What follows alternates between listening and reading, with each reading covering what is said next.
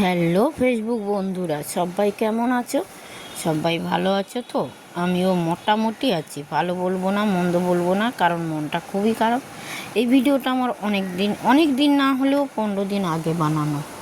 কারণ কলমি শাক তোলা, ভাবলাম কলমি শাক তো ভাজা রোজই খাই, তো একটা আধটা ভিডিও করে তোমাদের দেখাই। আর সেদিন খুব বৃষ্টি হচ্ছিল দুপুরবেলা, তখন বাজে বেলা 3টে 3:30। তোমরা তো জানো আমি সব কাজ সেরে খাই, কারণ বৃষ্টিতে ভিজে গেলে জামা কাপড় ধুতে হয়, চান করতে হয়। তো আমি সেটাই করে চান করার আগে গিয়ে শাকগুলো তুলেছিলাম। তো দেখো শাকগুলো তুলছি, হ্যাঁ, কারণ প্রচুর কলমি শাক। তারপরেও যে শাক তুলেছি সেটারও ভিডিও আছে, হ্যাঁ। তো প্রচুর কলমি শাক আমার ছাদে এখনও পর্যন্ত, কলমি শাক পুঁই শাক প্রচুর আছে। ভিডিও বানাবো, আবার একটা ব্লগ ভিডিও বানাবো, তোমাদের দেখাবো। কারণ আমার বাগানটা সত্যিই সুন্দর, সত্যিকারের বিনা সারে শুধু আনাজের খোসা দিয়ে এত গাছ, এত সুন্দর গাছ। তারপর তো এখন কলকাতাটা হয়ে গেছে দার্জিলিং। কারণ পাহাড়ে যেমন দেখবে সেকেন্ডে সেকেন্ডে বৃষ্টি আসে আর সেকেন্ডে সেকেন্ডে রোদ ওঠে, তো আমাদের এখানেও সেম। আজকে একটু তবু রোদ উঠেছে, জানি না এবছর আমরা রোদই তো দেখতে পেলাম না।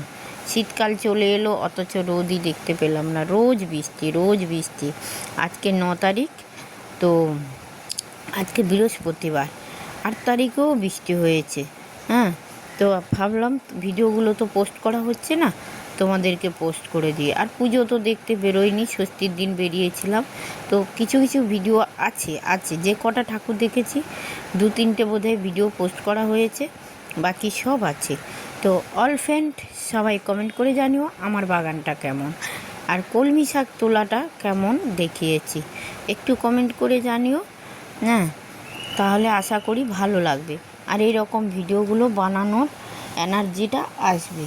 কারণ দেখো সবাই তো সব কিছু দেখাও, আর আমি দেখাই আমার বাগান, এইটুকু ছাড়া এর বাইরে ক্ষমতা আমার নেই।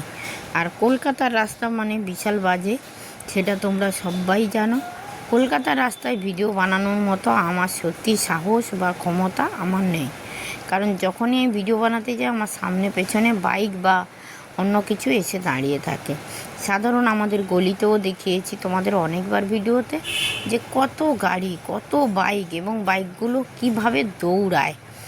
অতএব দেখো, একটা ভিডিও বানাতে গিয়ে আমি চাই না কোনো অ্যাক্সিডেন্ট হোক, কারণ সারা জীবন বসে থাকতে হবে, সেটা কিন্তু খুব বাজে।